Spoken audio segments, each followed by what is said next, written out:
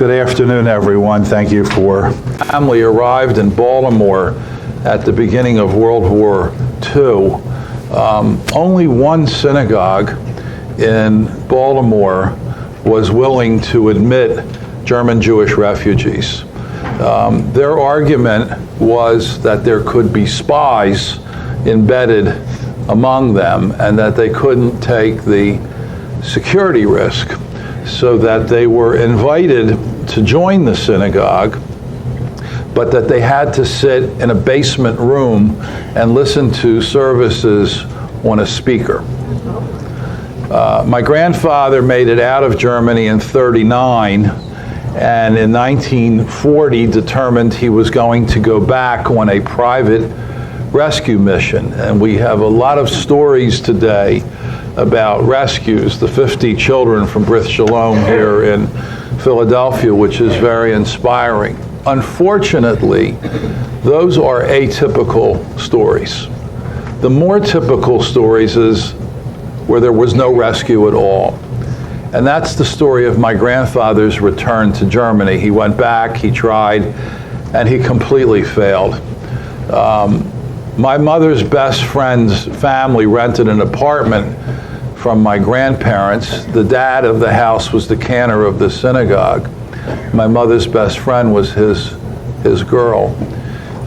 My grandfather went back in part to bring them out, along with other people who he had paperwork for. And he discovered that the rabbi of the synagogue where they were worshiping in the basement was a third cousin of this family and had the legal capacity to sign the affidavit to bring them to America. My grandfather promised financial support. The rabbi's statement to my grandfather, I called him Opa, for those who speak any colloquial German, has something that has stuck with me and colored my approach to Holocaust studies. The rabbi said, "You know you can't help every third cousin." That family, their name was Shapiro, perished in a concentration camp near Riga, Latvia, all of them. Okay. My grandfather went back to the rabbi and said, "If I outlive you, I will spit on your grave because you're a murderer." And this is the complexity of the story of Jewish immigration in the 30s and the 40s, and why the success of the 50s and 60s is so important.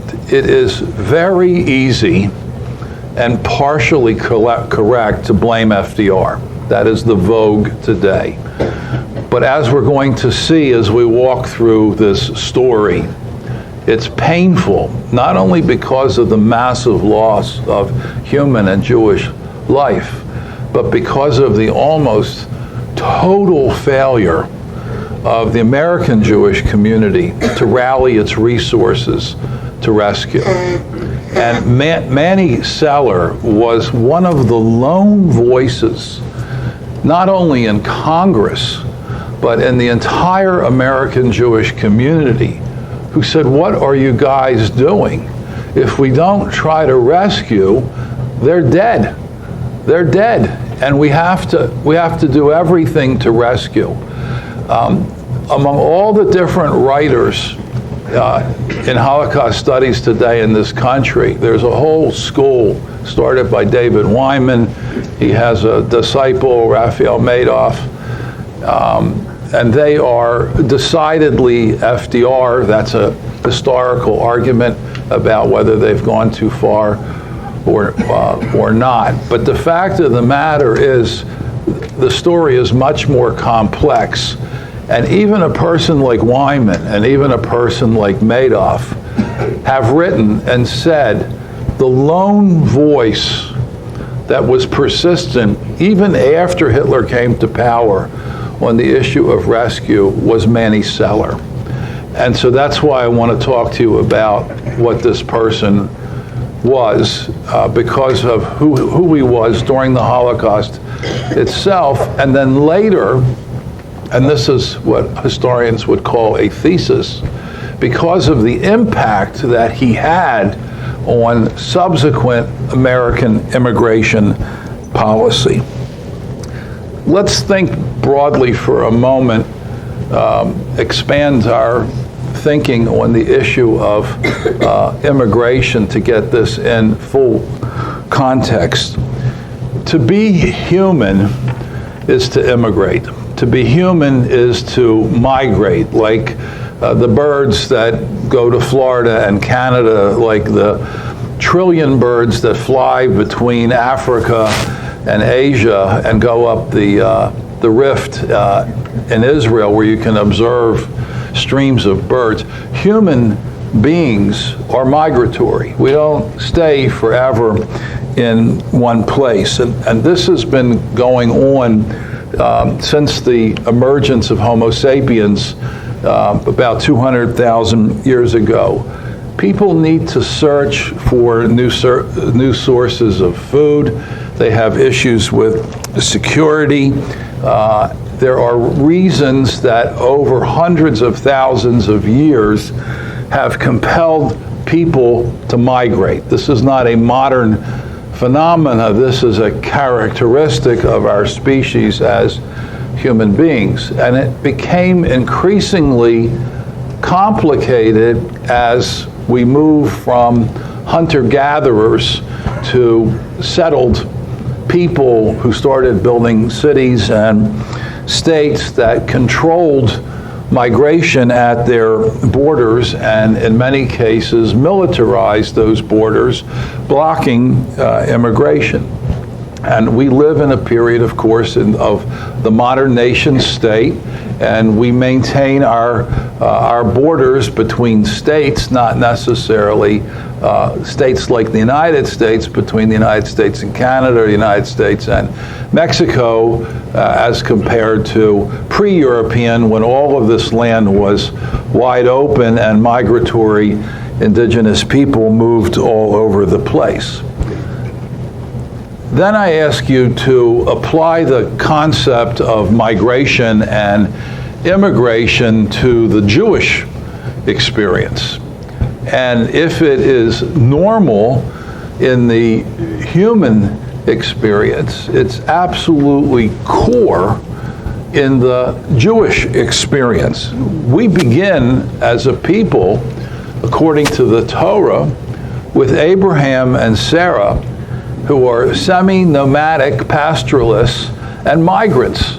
They're living in the southeast corner of Turkey, and Abraham and Sarah get the call, Lech Lecha, Genesis 12, rewritten by Debbie Friedman as Lechi Lach, so Sarah got the other half of the command, and they leave and they go west to Canaan. Our story as a people begins with migration.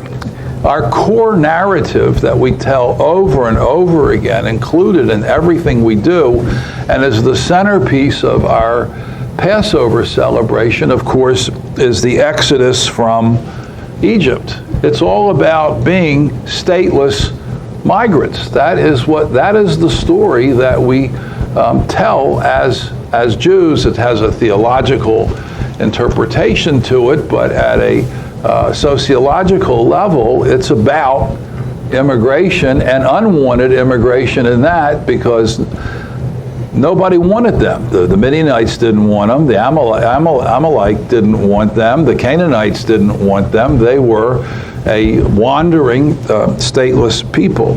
And the fact of the matter is, after centuries of statehood, of monarchies and theocracies and other polities in the land of Israel, in the year 70, the Jews became stateless again. And the balance of our experience, now almost 2,000 years, we've always said 2,000 years, and I remember growing up in the 50s, I knew it wasn't 2,000 years, that I had to get a little older, but we're getting very close now. We're only 50 years away from the 2000th anniversary of Jewish statelessness and the destruction of the temple. From the destruction of the temple in the year 70 until July the 4th, 1776, here in Philadelphia, or there in Philadelphia, one more mile down the road, the United States became the first country in history to extend basic citizenship to Jewish males. Before that, there was no country in the world that allowed Jews the right of citizenship. We were alien residents. We had to register every January 1st in the post office. I'm sure you remember those ads on TV. The worse the immigration crisis has become in this country, the less frequent I hear those reminders that were standard part of TV very years ago. It was not perfect at first, I will tell you. Most of the former colonies had restrictions on Jewish citizenship. Here in Pennsylvania, Jews were allowed to be citizens, but they were not allowed to hold public office. That required a further debate, and if it wasn't for our good friend Benjamin Franklin, maybe we still wouldn't be holding public office here in Philadelphia. The situation in Europe was even more dramatic and much more prolonged and had much more terrible consequences to it. As the European states began to emerge away from the multinational empires toward the direction of modern states, the question of citizenship grew up. And unlike the old medieval structure of society in which Jews were a class of people living on the land but not included in the body politic, modern nation states like the Germanys, like France, like England, debated the question as to whether or not Jews were permanent migrants and alien residents, or whether or not they could be considered citizens of the country. And Napoleon gathered what he called a Sanhedrin. He's still high up on the list of megalomaniac, egocentric rulers, although there's lots of competition over time. And he put it to the Jews. And he said, are you Frenchmen who are going to live here and fight in the French army and practice Judaism as your religion? Or are you Jews waiting to go back to your own homeland, which he would have referred to as Palestine? The Jews really had no choice but to say, you know, je suis juif, I'm a Jew. What else could have they said to him? But it didn't work very well in Europe. And within decades, there was a big revolt against it. There was a wave of anti-Semitism, of general racist animus across the 19th century.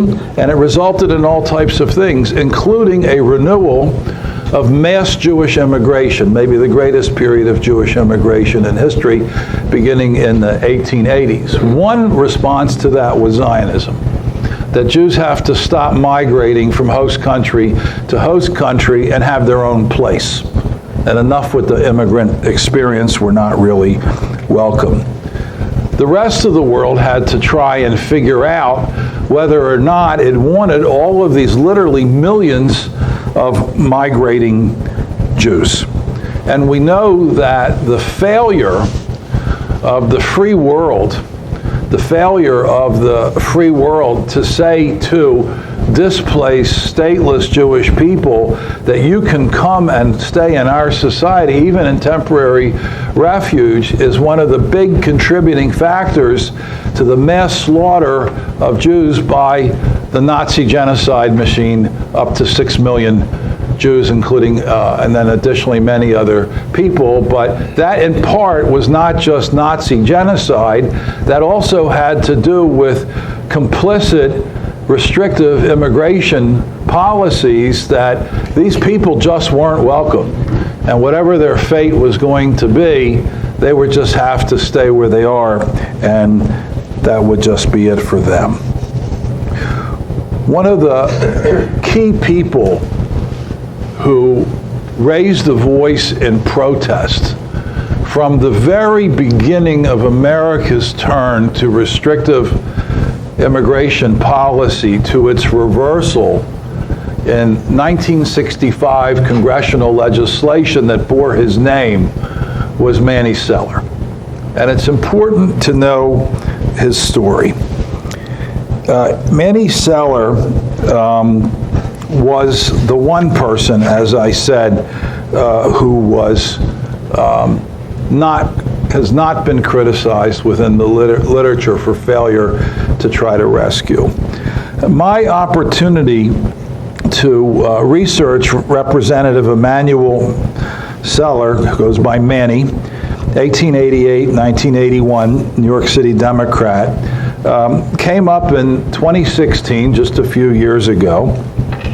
Was actually at the invitation of the president of Gratz College, who at that time was not yet president.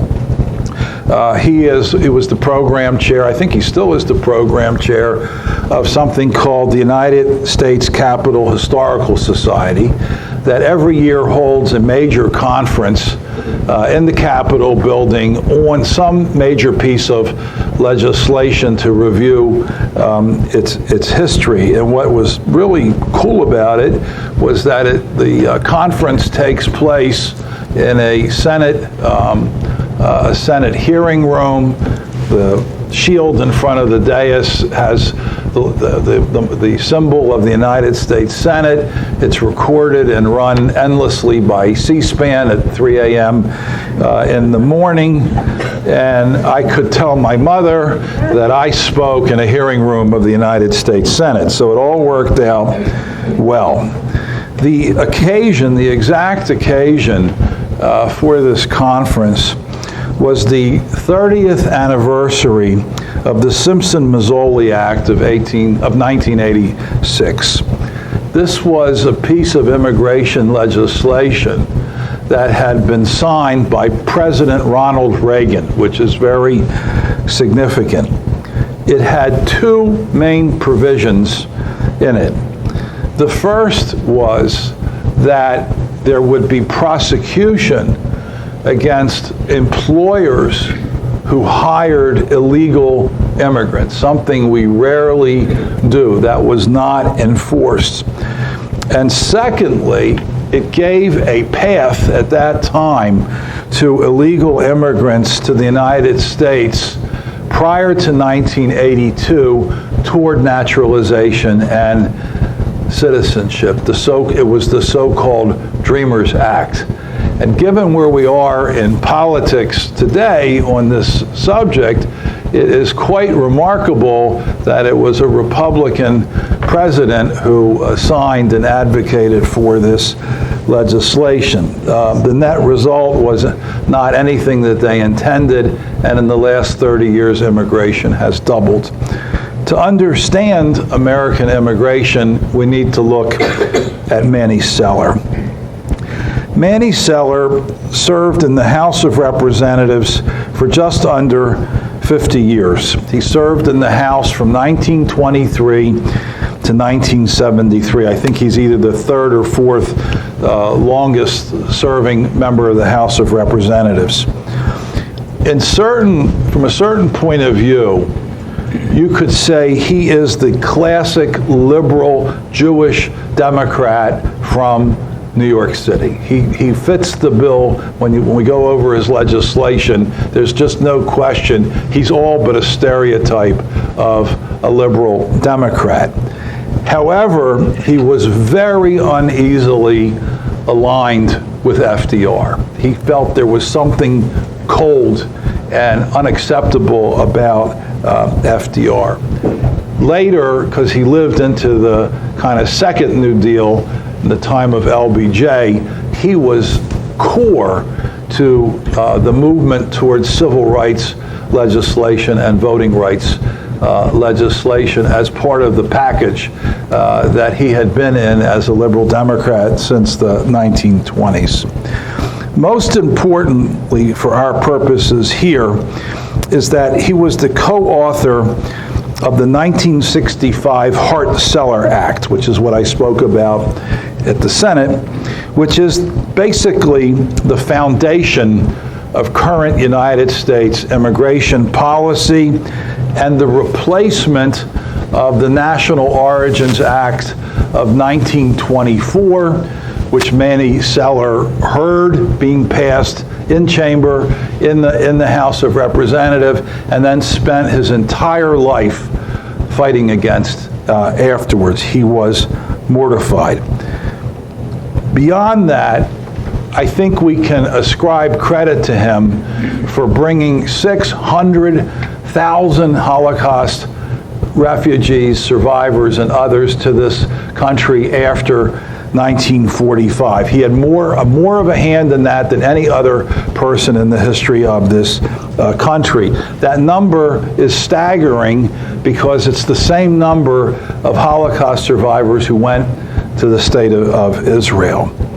And although the United States as a country had failed at rescue, and the Jewish community had failed at rescue, he always believed that the United States was a place of rescue and refuge. If I were to write a formal academic paper analyzing his contribution, my thesis would be something like this: that the reaction to the Holocaust changed U.S. immigration policy in the United States, and that those policies are now the subject of one of our great national debate. In addition to his work in the area of immigration and asylum and things of that nature, Celler played a major role in the passage of, believe it or not, the Gun Control Act of 1968. Again, that is the act that the Supreme Court's reinterpretation of the Second Amendment under Scalia is the basis of that particular discussion. And then more specifically, he was the driving political force to help build and sustain the Judaic and Hebrew collection of the Library of Congress in the United States, originally funded by Jacob Schiff, but nevertheless one of the great collections of Judaica and Hebraica in the United States. So who was this guy? Manny Celler was born in Brooklyn, New York on May the 6th, 1888. His parents were Henry and Josephine Celler. He had 3 Jewish grandparents and 1 Catholic grandparent. His maternal grandfather was Catholic, and that will figure significantly in this story too. His father made a decent living, but it was totally illegal. He was a bootlegger. He made whiskey in the basement of their home. They had a big, gigantic vat. By the time he was a little boy, he knew all about how to make moonshine. It was the brand was called Echo Spring. I will pay $5 to $10 if any of you have a bottle labeled Echo Spring. At 8 years of age, he's written a memoir. It's not a great memoir, but it's enough to learn about these kind of things. His dad took him to a political meeting, and the speaker was a spellbinder. It was none other than William Jennings Bryan, a Democrat, the lawyer in the Scopes trial, and a member of the Woodrow Wilson administration. And the young Celler was starstruck. I'm going to be a politician like William Jennings Bryan, the great commoner. Okay. He pursued his education in New York City. He went to Boys High School. He went to Columbia University. It was interrupted for a while because of his father's untimely death. Then he went back to Columbia Law School. He became a lawyer. He married in 1914. His wife's name was Stella Barr. I think they spent most of their years apart because he mostly lived in the Mayfair or Mayflower Hotel in Washington, D.C. They had 2 daughters, one of whom had cerebral palsy. I was very attendant to her, and I think it helped shape him as a humanitarian. During World War I, he was already a lawyer, and he was too old to go in, but he worked for the draft board in New York City, where he attracted the attention of local Democratic officials. In his spare time during the war, he found himself reading the books of Theodore Herzl, and from that point on, he became a lifelong Zionist. He was convinced of the need for a political settlement to Jewish statelessness. He was put up to run in the 1923-24 congressional elections by the local Democratic Party, and with the old 10th district, when one reads through the history of Celler's career in Congress, it's a little daunting because the district lines are always moving, but he started in the old 10th district. That changed multiple times, and he ran, believe it or not, on an anti-prohibition on platform. Most of his father's customers were either Jews or Irish, and they were a very popular family, to say the least, along the Queens-Brooklyn line. He comes to Congress, and literally the first piece of legislation that he listens on to is the passage of the 1924 National Origins Act that had the explicit purpose. This wasn't hidden. This wasn't implicit. This wasn't by inference. It was out there. This is what people actually said in public, that the purpose of the National Origins Act was to keep America white. And there are a little bit different definitions of white then than now. You've heard of the Black Irish and others, but it was basically to keep America an Anglo-Saxon society through the control of who would be allowed to come and settle into this country. Who came to America? A background report on immigration. Well, we know that the New World was not a native site to Homo sapiens, that immigrants came here. There are all types of theories. None of them work about people coming from Asia and crossing the Bering Straits 10,000 years ago. The problem is nobody can make the linguistic connection between the Navajo, the Sioux, the Aztecs, and the rest of them, and any known language in Asia. So there's a problem with the theory, but somewhere around 10,000 years ago, we begin to get human material culture here, and that's the way the indigenous population lived until contact with Europeans, and we'll just use Columbus as our starting point, although there were other contacts before then. The first group to settle among Europeans in the New World, from our point of view, were the Spanish. Of course, it was the Spanish and the Portuguese. This summer, I was invited to officiate at a wedding in St. Augustine, Florida. Staging a wedding in St. Augustine in August is an unusual choice. It is literally the polar opposite of this year. The Reform Movement is having its national convention in Chicago in December. So people have their climate thing really mixed up. Well, what I wanted to do in St. Augustine, besides officiate at the wedding of these two really nice young kids, was to go to the Spanish fort there, because there's a great Spanish fort in St. Augustine. And when you stand in that fort, you get a whole different perspective on the history of the Americas, and particularly the ethnic history of the Americas, because the Spanish had built a fort from stone with a moat in St. Augustine, and they had built cities and structures all the way across to California before the first English axe hit a tree in Virginia or New England, okay? Before the English were on the scene, the Spanish and the French were fighting battles for the control of the Florida coast. The name of the river in St. Augustine proudly is the Massacre River in Spanish. What is that about? The Spanish got the upper hand and they massacred all of the French colonists. Something to be proud of and name a river over, okay? The English begin to show up in 1607 in Jamestown. By 1619, we introduce a new group, and the New York Times picked up on this year. 1619 is the year the first slaves were brought, and a migration, a forced chained migration of millions of people began primarily from West Africa to this country.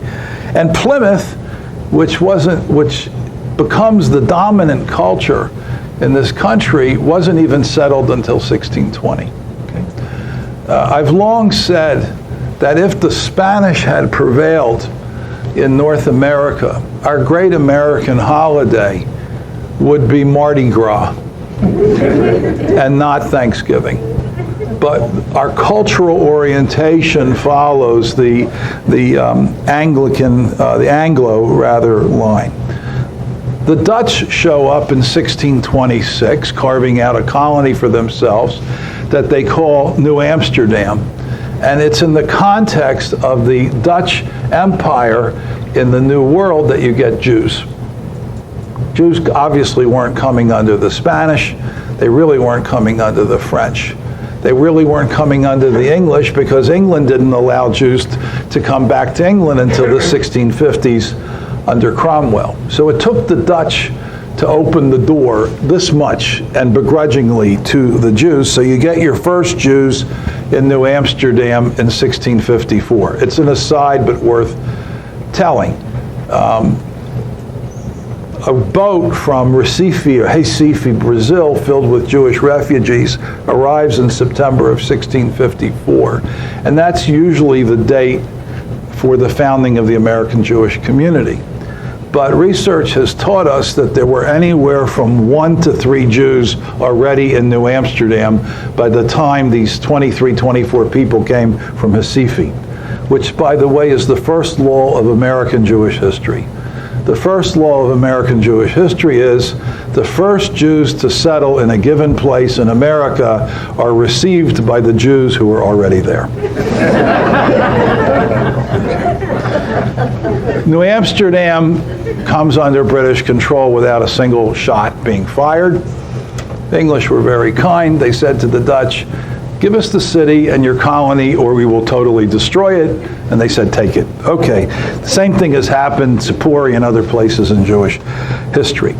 The British encourage the settlement of people from England in the New World. In 1740, there's a British Naturalization Act, and it has the effect of giving economic incentive, and the number of Jews, which is tiny, begins to grow in the colonies because it's incentivized by the English government.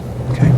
The United States is born in 1776, and in 1790, we get our first Immigration Act here in the United States.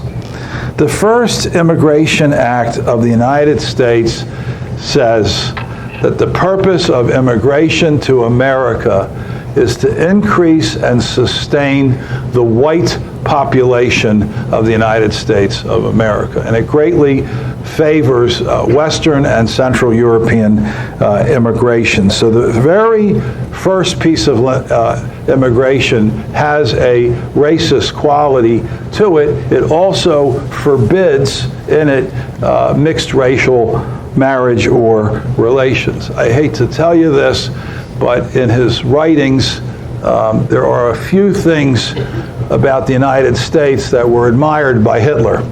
One was Henry Ford, and the other was our immigration policies.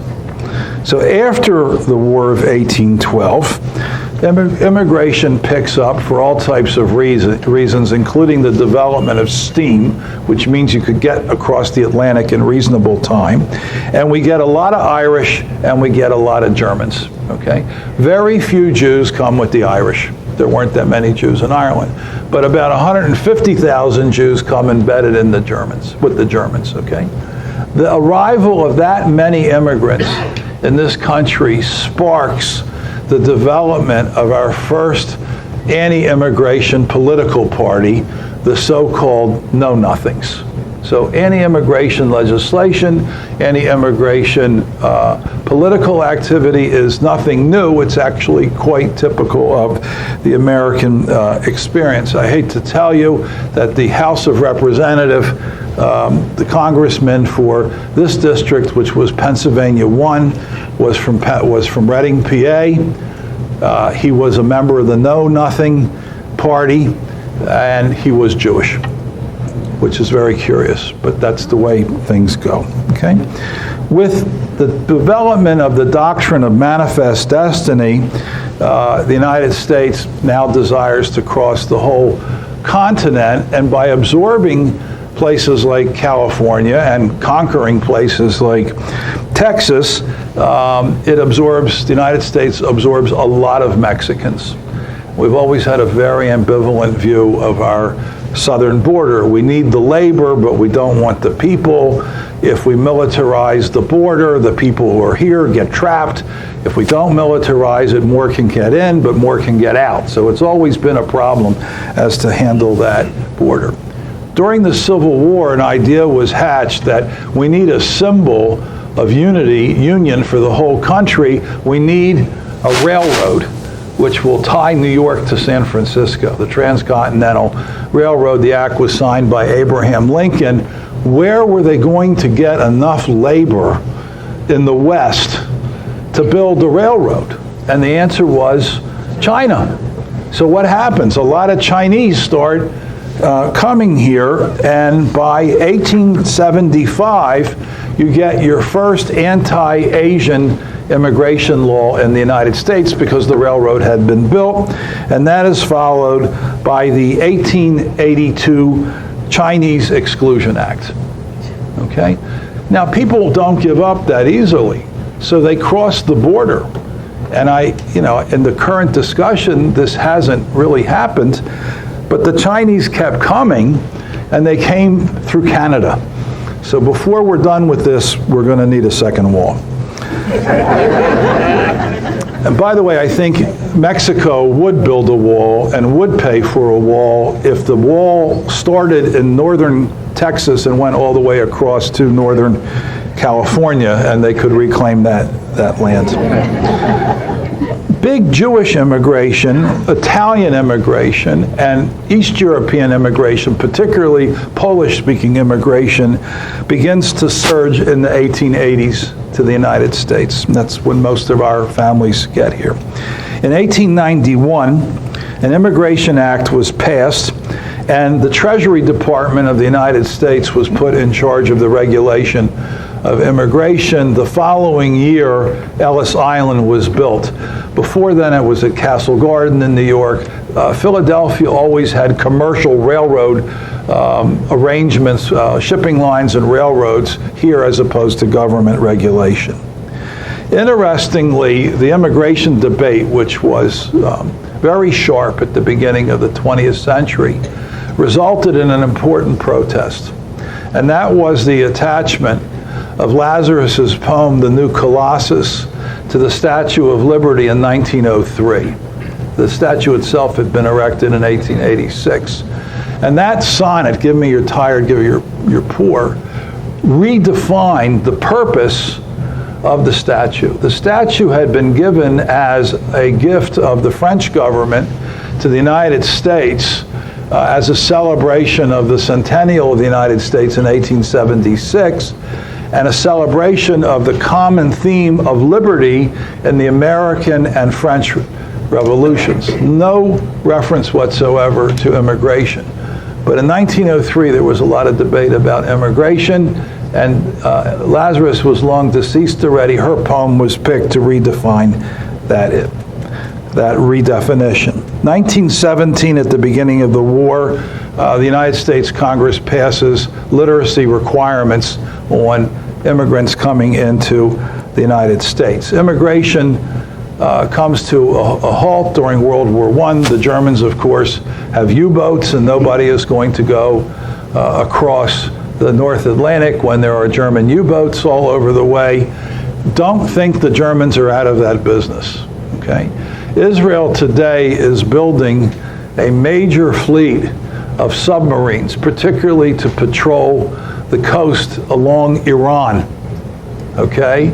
And the boats that they are using are built in Germany. And Bibi's worst political problems have to do with the financing of Israeli U-boats in Germany. That nothing has changed in that regard. So World War I sees a temporary halt to immigration.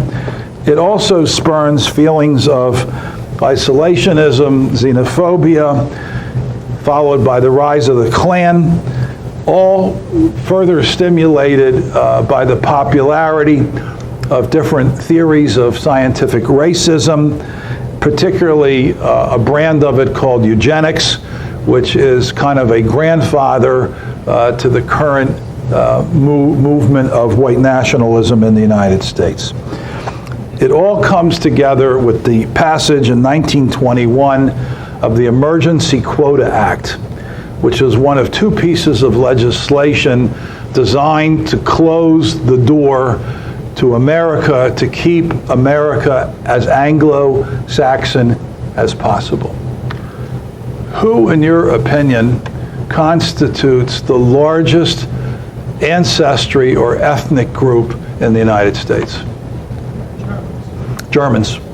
Germans. More Germans than any other group in this country. The so-called founders are English, and if you put the Anglo and the German together, we get the phrase Anglo-Saxon. And if you think about the ties between the British monarchy and the former emperor of Germany, the Hohenzollerns and all, you have this concept of a white Anglo-Saxon culture. And the purpose of 21 and 24 was to ensure the maintenance of America as an Anglo-Saxon society. That's where Manny Celler steps onto the floor of the Congress. He is appalled. Remember, he's from an immigrant district in Brooklyn. All his customers, his father's customers, had been immigrants. He is appalled, and he will fight against this the rest of his career. He was against isolationists in the 20s and 30s, and later, although he was pro-New Deal, he did not like FDR. He described in a certain quote that FDR had, quote, a cold and cruel glacier-like attitude, especially when it came to Jews. Okay? He spent 50 years in Washington. He wrote that, quote, he didn't like it there, and that he never left Brooklyn. That Brooklyn was really his home, and Washington is where he went to work. He was a very likable character. He had a sense of humor. He played parlor games with children when invited to colleagues' homes, and he loved opera. Well, I mean, he was an adult of the 20s and 30s who didn't love opera.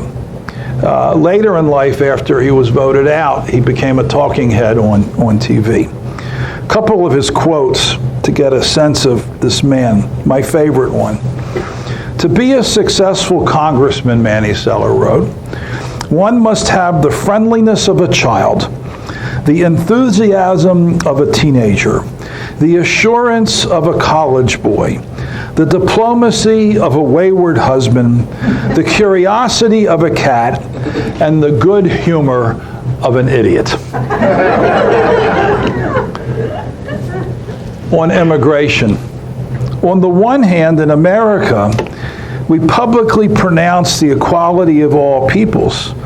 On the other hand, in our immigration laws, we embrace and practice those very theories we abhor and verbally condemn.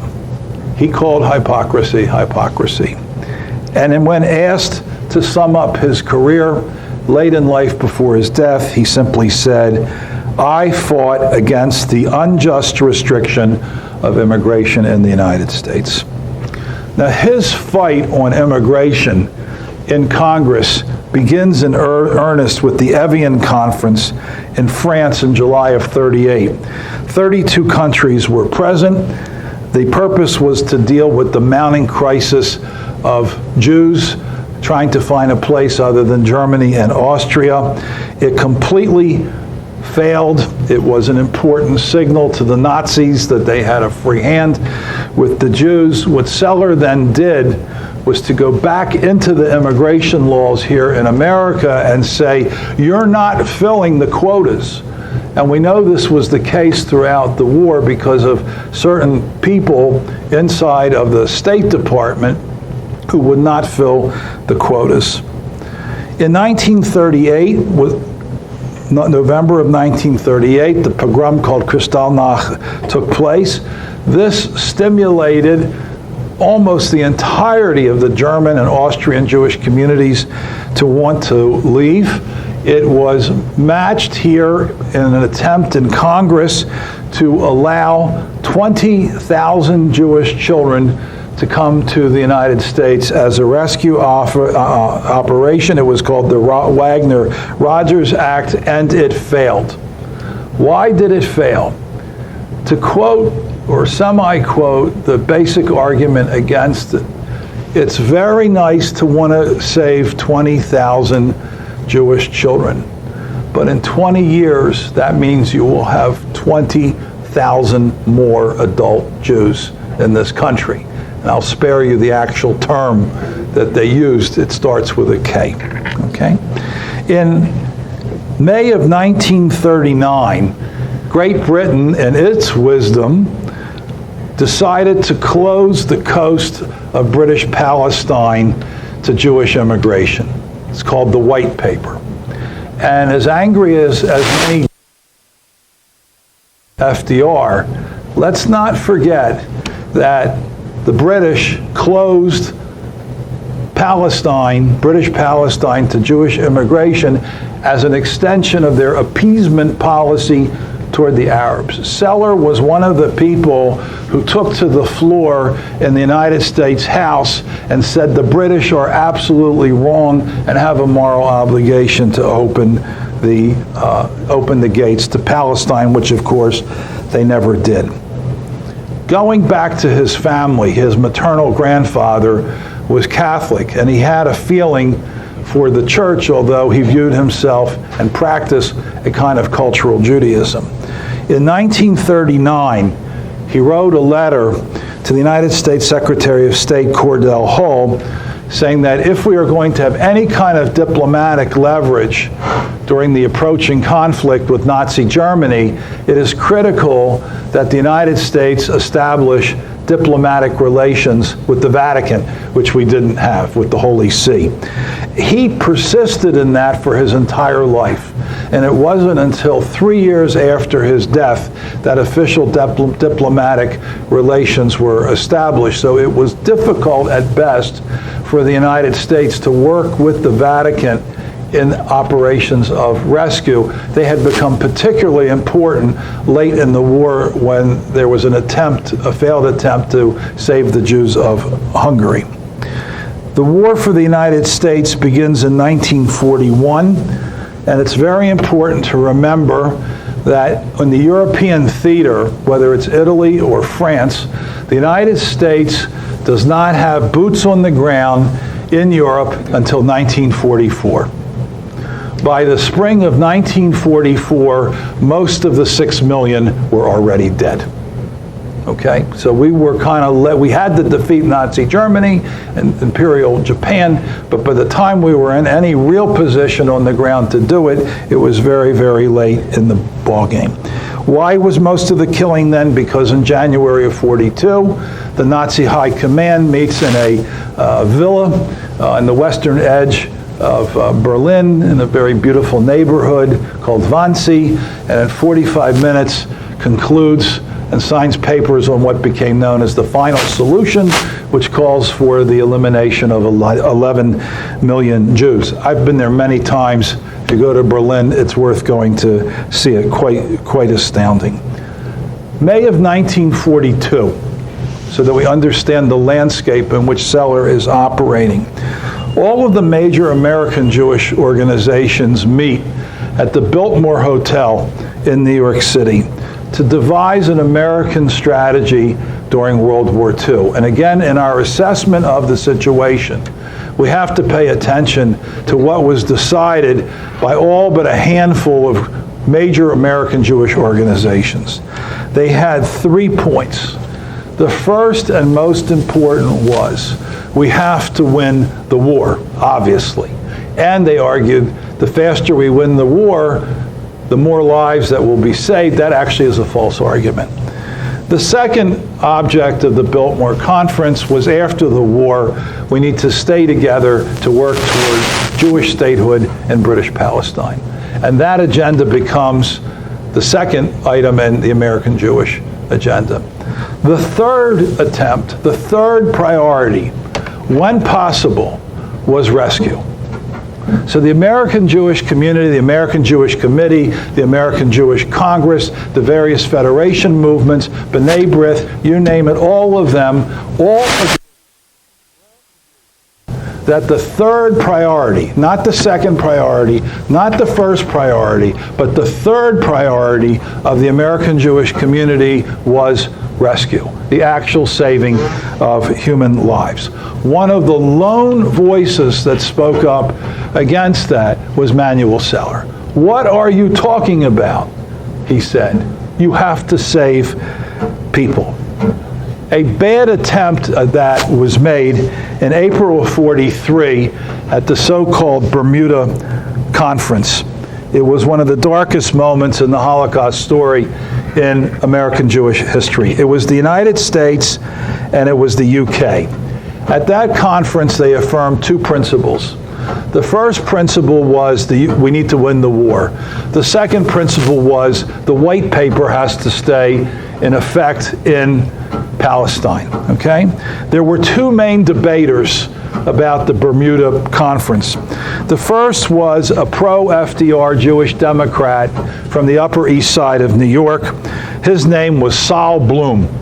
Sol Bloom favored the Bermuda Conference. He later went on to be one of the founders of the UN. The opponent of the Bermuda Conference was our buddy Emanuel Celler. When asked, how did the Bermuda Conference go, he remarked, quote, "It was a blooming fiasco." Okay? Following the conference, he called for the resignation of the Assistant Secretary of State, Breckinridge Long, who he felt was the main obstacle to the rescue of Jews here in the United States. FDR signs a executive order in January of '44 to create the War Refugee Board. It had high hopes. It ended up creating 1 rescue camp on the border with Canada in Oswego, New York, and a total of 924 Jews were brought there from Yugoslavia. The quotas remained unfilled. Okay. With May 8th, 1945 and VE Day, the attention now shifts from rescue, winning the war, etc., to what are we doing? We're losing power? I'm screaming. Why aren't you listening better? How's this? The mic is now in my... Your battery's dying. Speak a little louder. I'm going to use 2 microphones. Do you have more juice on this one? No. This concludes my talk. All right. I have some really good lines. I don't want to lose this. I have it on microphone. It should work there. Okay. I'm glad we have IT support. Let me see how Andrew, let's see now. Test. No. They work well when they're plugged in. Okay. So now we go to the survivors after VE Day. The first thing that the United States does to assess the survivors is to ask the dean of the University of Pennsylvania Law School, a man by the name of Earl Harrison, to go and assess the treatment of DPs, displaced persons, in the American zone. Now, he's a local guy, so let's give him some credibility. His report is on display at the United States Holocaust Museum. And if you read it, you're not going to like it. What Dean Harrison wrote was the United States military and the soldiers favor the German citizens over the DP Jews.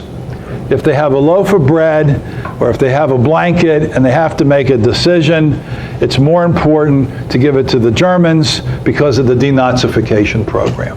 So it's a ringing indictment, and the report was submitted to President Harry Truman. The Brits during this time doubled down on the white paper, even though the war is over, and Cyprus begins to fill up with Jewish DPs.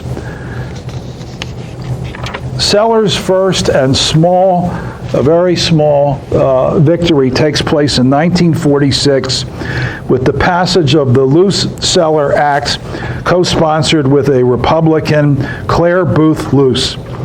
It's the first crack in the immigration dam. It allowed the following: 100 Filipinos and 100 people from India could come to the United States. That's it, okay? But it was precedent and it was important, okay? In 1949, and he's now becoming a veteran in the House, he becomes the chair of the House Judiciary Committee. And this empowers him to pull the levers of government. And within 1 year, he was able to bring 339,000 DPs to the United States, and the guess is about 20% of them were Jewish. And in 1950, the following year, about 100,000 DPs to the United States, with even a higher percentage of Jewish. In 1952, President Truman, who, by the way, ended as the least popular president in American history since the time we started taking polls, mostly because he officially desegregated the military. His ratings just fell through the floor. He mandated a study on immigration called Whom Shall We Welcome? And that is the beginning of the turn of the tide. One of the senators who picked up on the need to get rid of the National Origin Acts was the young JFK from Massachusetts, who said, as the son of an Irish family, we need to rethink the way we do immigration. And it was critical to tie civil rights to immigration, okay? It comes together, and I'll stop in just a moment, just give you the highlights of it, with the Heart Cellar Act of 1965, because it's concurrent resolution. Together with Senator Philip Harp, Democrat of Michigan, who was known as the conscience of the Senate, and by the way, who was from Bryn Mawr, Pennsylvania originally, they were able to push through legislation that reversed the 1924 National Origin Acts. Hart was a liberal on immigration and gun control. The Republicans referred to him as having a heart attack. Okay? The Heart Cellar Act was signed at the base of the Statue of Liberty on October the 3rd, 1965 by LBJ. Dean Rusk was there, Edward Kennedy was there, and others, and all the speeches were the same. We're signing new immigration laws, but it won't change immigration to America. They were completely wrong. It completely changed immigration to America. It passed by big numbers, 320 to 70 in the House, 70 to 16 to 18 in the Senate. It changed the face, literally, of immigration in America. What are its features? It abolished the National Origins Acts. It gave priority to people coming into this country who already had relatives, the so-called family reunification, which was so important in bringing DPs here, okay? There were exemptions for relatives under origins. He gave priority in the Heart Cellar Act to people with special economic skills. It gave priority to doctors and to non-U.S. employees of U.S. government agencies overseas. Okay? It did allow for wage controls. It put limits on immigration from the Western Hemisphere. That was part of the Mexico problem. And it allowed for both refugees and asylum seekers. Up to that point, this was the classic liberal legislation, and it is the basis of our immigration policy today. One, not so liberal, it forbade the immigration of known homosexuals to the United States. This was before the LGBTQ movement, okay? He then went on to have other bills, but we're running out of time. He was defeated in 1972 by a young woman challenger by the name of Liz Holtzman in Brooklyn. He lost by 635 votes because he did not support the ERA effort at the time, and she did, and that was the end of his career. So he went on to do what everybody does. He went on television for the rest of his life. He's buried at Mount Nebo Cemetery, Cypress Hill in New York City. Okay. If you look at today, there are about 44 million immigrants living in the United States. Okay? We allow 1.18 million legal immigrants every year. Their profile follows the Heart Cellar Act. 48% represent family reunification. 20% are family-sponsored, 13% are refugees, 12% are employment, 4% is a diversity lottery, and all the other categories have no more than 1%. The question that we face today as a nation is, will the Manny Celler view of immigration in America prevail, or will we have some kind of return to the policies of 1924 to 1965? Stay tuned. We'll get a partial answer in 2020.